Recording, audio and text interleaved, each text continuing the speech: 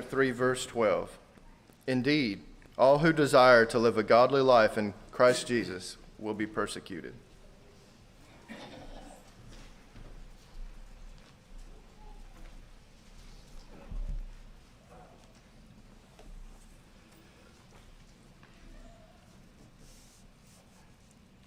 How strong,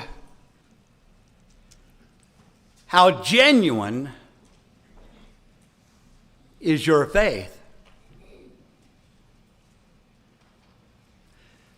I suppose it's easy to imagine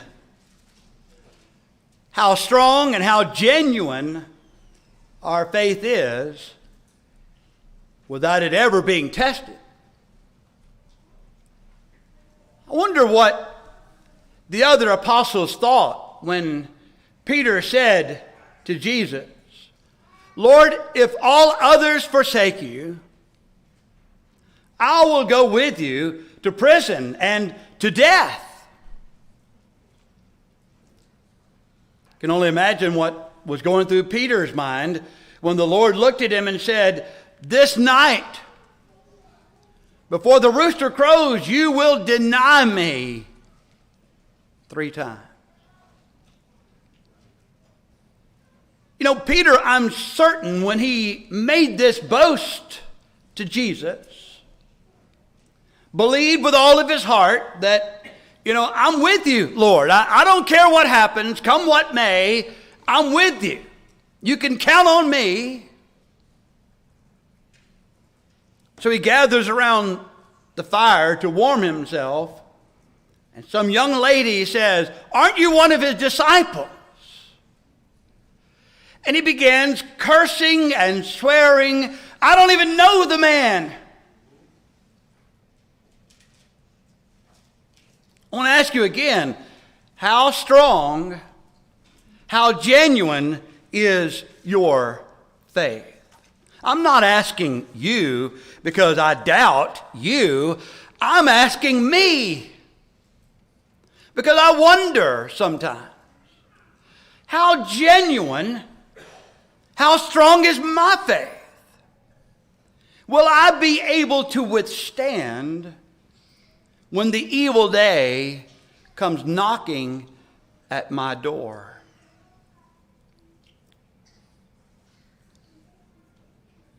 Prophet Jeremiah lived in a very difficult time in Judah's history. About 200 years before his time, the northern nation of Israel had gone into Assyrian captivity to answer for their idolatry and their immorality, for their rejection of the covenant that God made with his people through Moses. And about 200 years later, Jeremiah is now preaching to the southern kingdom and is warning them of impending disaster that is to come upon them because of their idolatry and their immorality. They're breaking the covenant that God made with his people through Moses.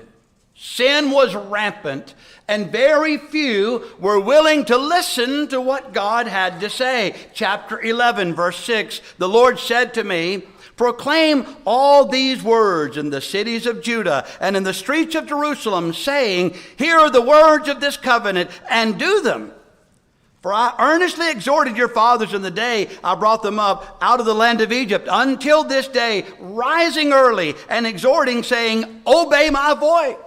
Yet they did not obey or incline their ear, but everyone followed the dictates of his evil heart. Therefore, I will bring upon them all the words of this covenant, which I commanded them to do, but which they have not done." Obviously, Jeremiah was not a popular preacher in preaching this way. In fact, he learned, God allowed him to hear and to see of attempts on his very life. In chapter 11, verse 18 or verse 19 beginning, he said, "I was like a docile lamb brought to the slaughter, and I did not know what they had devised schemes against me, saying, Let us destroy the tree with its fruit. Let us cut him off from the land of the living, that his name may be remembered no more." They were just planning to kill the man. They considered him a traitor. They hated him. And they wanted to silence him. And Jeremiah was simply doing what God had instructed him to do. Jeremiah, his faith would be challenged. He struggled to understand why it was so with him.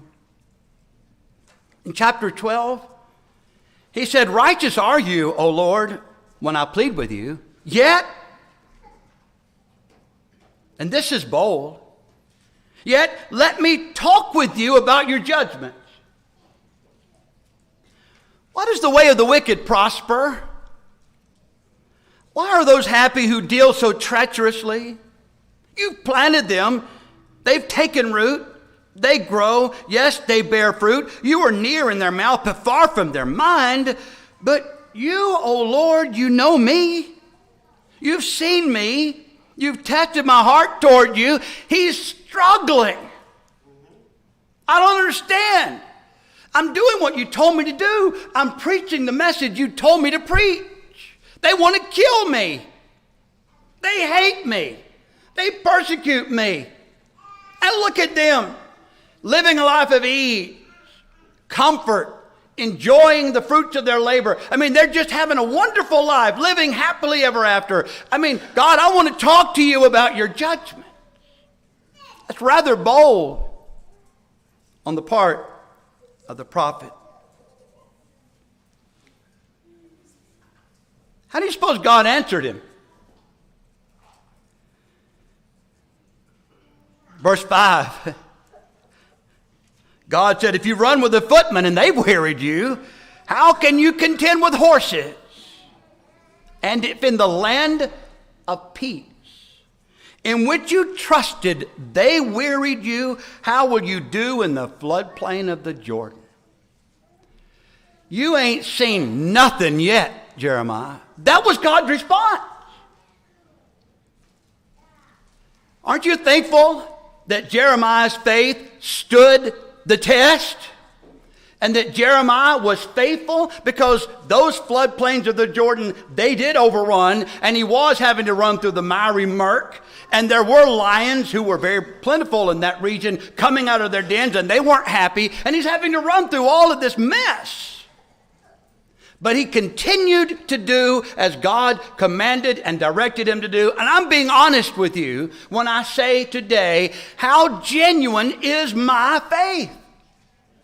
How strong is my faith? I mean, we whine and we complain because people don't like us. You know, they say mean and nasty things about us.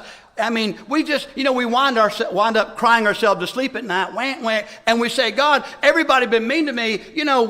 I honestly believe we are at a point in our society where we ain't seen nothing yet. I wonder, will we stand the test? If you have been wearied in a peaceful land, look at us.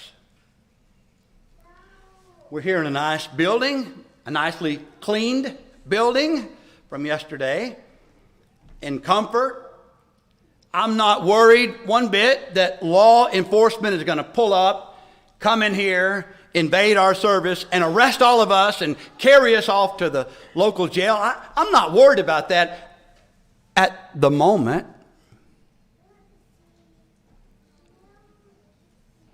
I'm thankful that all of my life, and I'll be honest with you, there have been many times, I've taken for granted this privilege to come here in this comfortable building with people of like precious faith who share a similar worldview, who are here to encourage and support and motivate me to do better.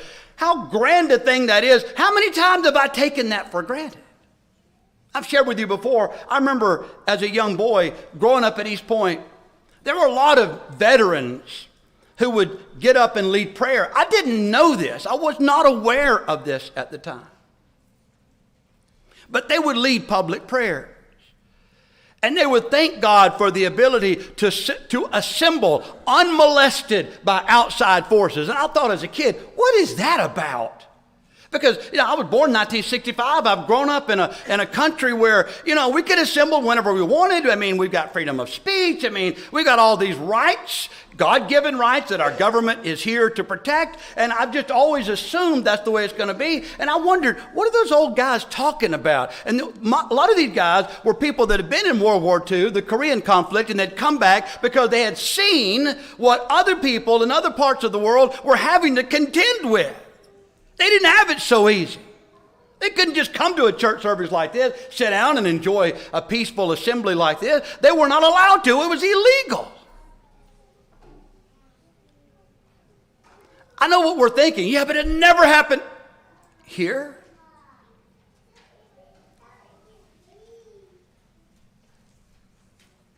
When was the last time you shared your faith with someone else? When was the last time you invited someone to come with you to Bible study or to worship or shared with them the plan of salvation? Honestly, just ask yourself, when was the last time? In a peaceful land. As we're running with the footmen, when was the last time you shared the gospel with someone? Honestly.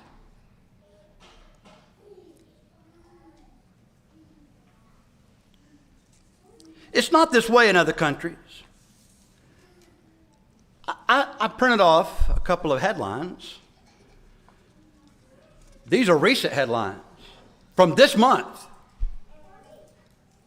I want to share with you just some excerpt from an article.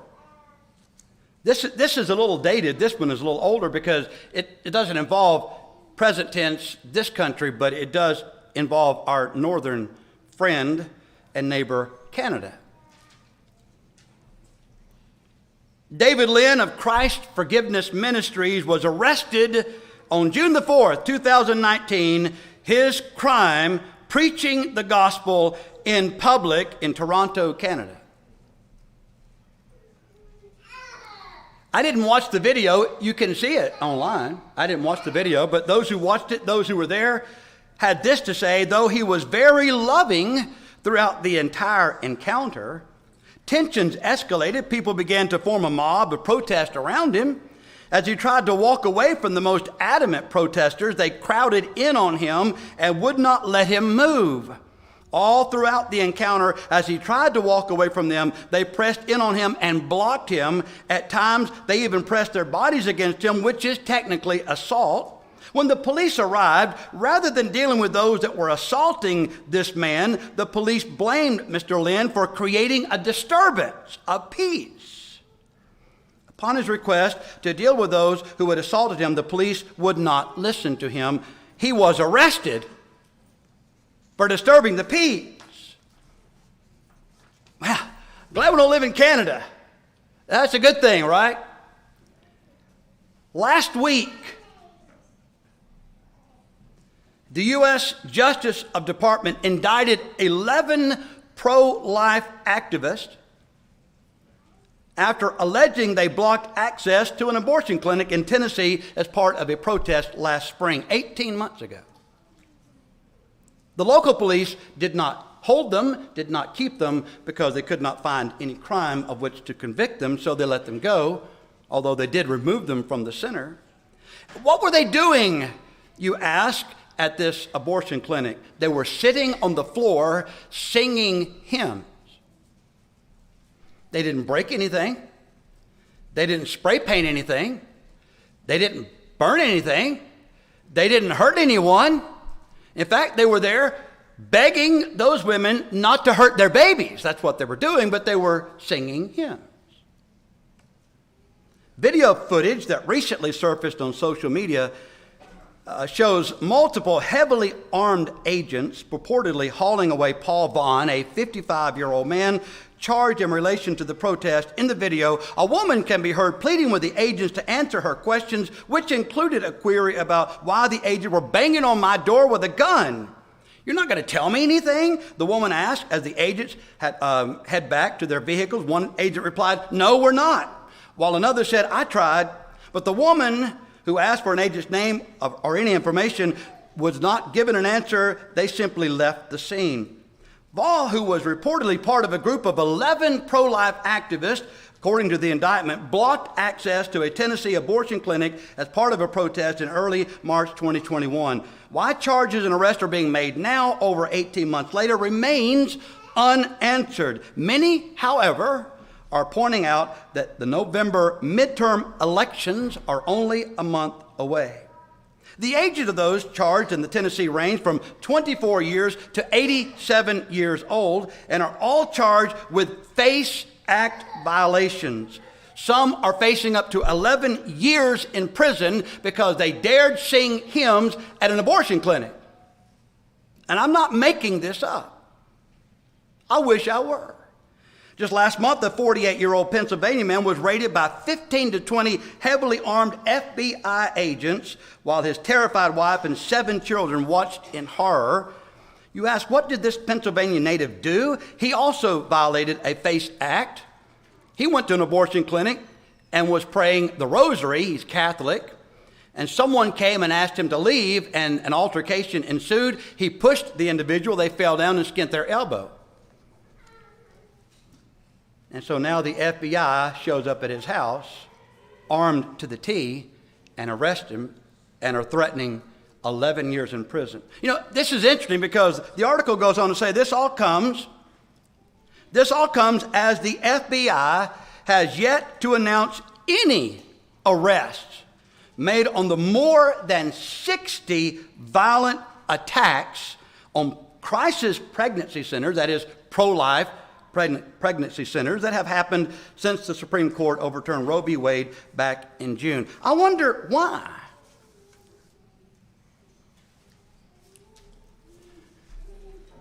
If they can arrest people for making a peaceful protest where they are begging people to promote life, what can't they do?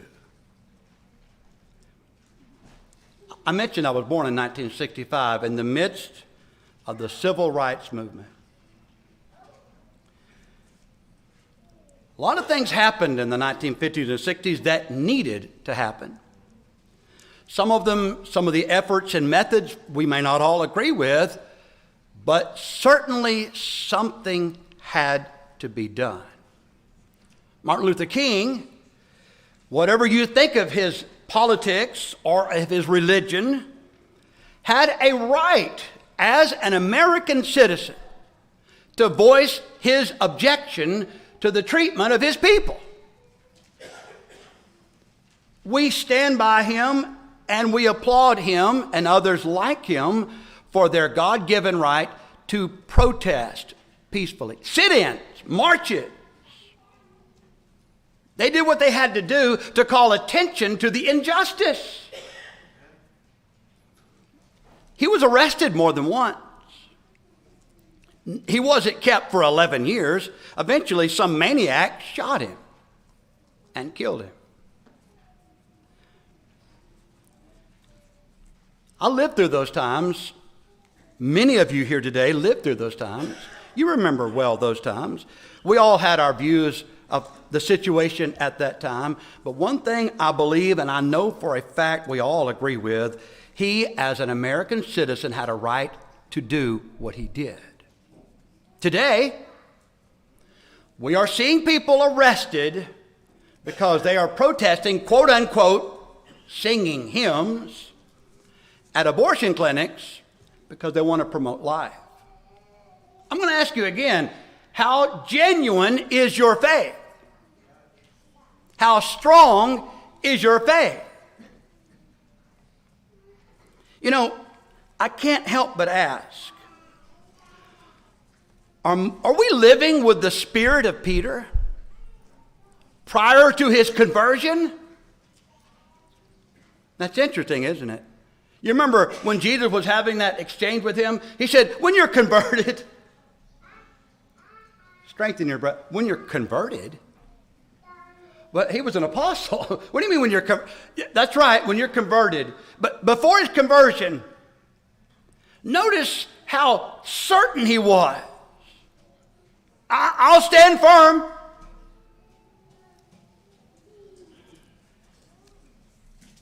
How are you answering my question today? Will you stand firm? Will you make it through the floodplains of the Jordan? Have the footmen wearied you? If they have, will you be able to run and contend with horses?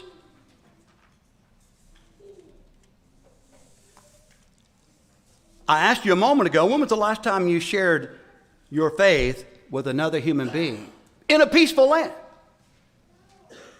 How many times have we looked around and said, I wonder where so-and-so is today? Well, they were at home, they were tired, didn't feel like being here today. Well, what do you do when the government says you can no longer assemble? If in a peaceful land, I'm going to use any excuse I can find to miss church service, what makes me think I'm going to continue to faithfully assemble with God's people when the government says you can't do that anymore? You said the government never do that. We just had COVID. The government just did that.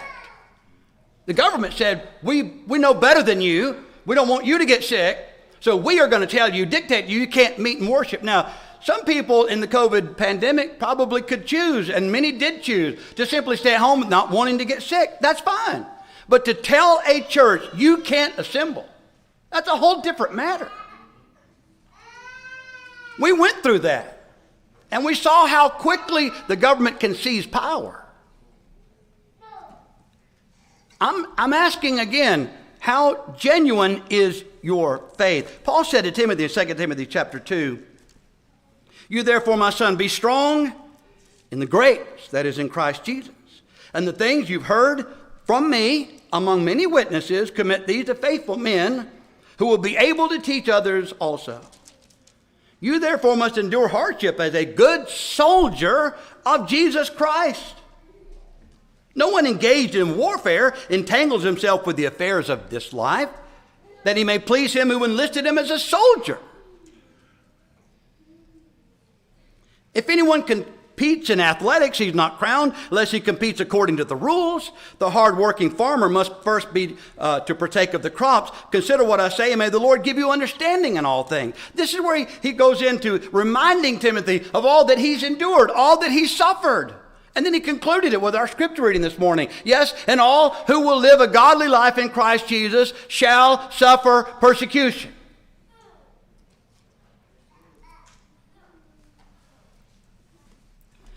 Well, when we suffer persecution, will we stand that trial? 1 Peter 1:6. In this you greatly rejoice. Though now for a little while, if need be, you have been grieved by various trials, that the genuineness of your faith, being much more precious than gold that perishes, though it is tested by fire, may be found to praise, honor, and glory at the revelation of Jesus Christ, whom having not seen you love. Though now you do not see him, yet believing you rejoice with joy inexpressible and full of glory, receiving the end of your faith, the salvation of your soul. Brethren, I don't care what we have to face, what we have to endure. We need to psych ourselves out and tell ourselves in advance, whatever we have to endure, it is worth it, because heaven is our destiny. That's our home. But Christ, as a son over his own house, whose house are we, if we hold fast the confidence and the rejoicing of the hope firm to the end. Hebrews 3 verse 6 and verse 14, for we have become partakers of Christ if we hold the beginning of our confidence steadfast to the end. Something else to remember while we're contemplating whether we will remain faithful to God, we need to be reminded God is faithful to us.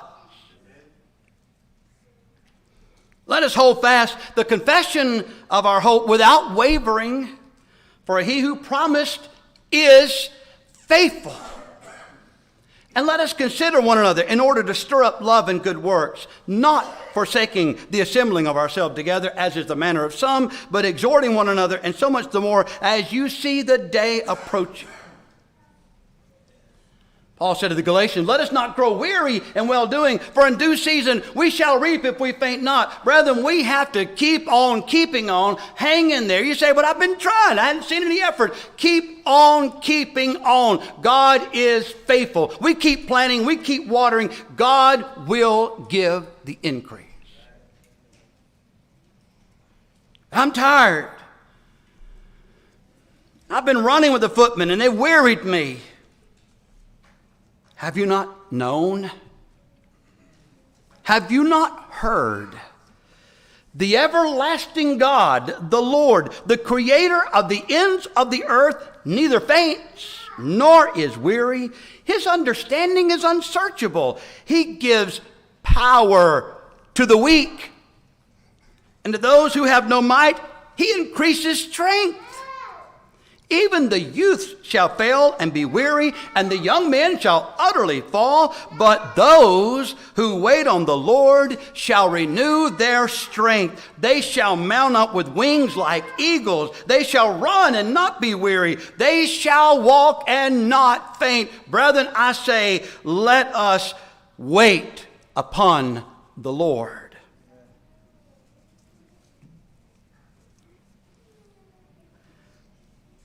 I hope I have alarmed you, if you weren't already aware of just how dire the situation is.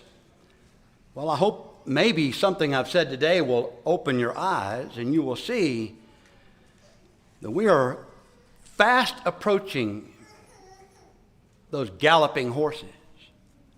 How will we contend? You know, sometimes we feel like Jeremiah. I've been trying and trying. I've been doing my best. And it just seems like everything I do just doesn't seem to work out too well. In fact, it only brings more suffering and heartache into my life. Can't sleep good at night. So, Lord, I want to talk to you about your judgments. Have you ever been in a state of mind where you almost wanted to use those very words that Jeremiah was using? Lord, I want to talk to you about your judgments. I don't think this is fair. Now, I'm paraphrasing, but that's literally what Jeremiah's saying. I don't think it's fair what you're doing to me. Not fair. You notice God didn't coddle him. He didn't say, oh, I'm so sorry, Jeremiah. Maybe you're right. I have been ignoring you. Maybe from now on, I'm just going to make sure that everything you do, it works out the way you think it should. He didn't respond to him that way at all. See, Jeremiah was like us. He had limited knowledge, limited perspective. He can only see what's in front of him. God, he sees everything all at once. He knows what's needed at the time. And so all God could say to him was, if you run with the footmen, they wearied you, how will you contend with horses? So God's telling him, you better take in a deep breath, keep on keeping on, because it's not going to get any easier from here. I know one thing. I believe with God's help, with God's strength, this culture, this nation can turn itself around. I believe that with all of my heart. You say, oh, we're too far gone. I believe, and you're not hearing me if you're not hearing what I'm saying. Let me say it again. With God's strength and God's help. We just sang that. Soldiers of Christ, arise and take what? Stand where? In God's strength, with his armament. That's the very thought of that song. I'm not standing here on my own. I wouldn't make it. But with God's strength and God's help, I'm able to withstand the fiery darts of the wicked. What about you? Is your faith genuine? Is it strong? Will it withstand the test of time? If we can assist you in any way, please don't fail to make that need known, whether it be to obey the gospel or to be restored to your rightful place. Please make that need known right now while together we stand and as we sing.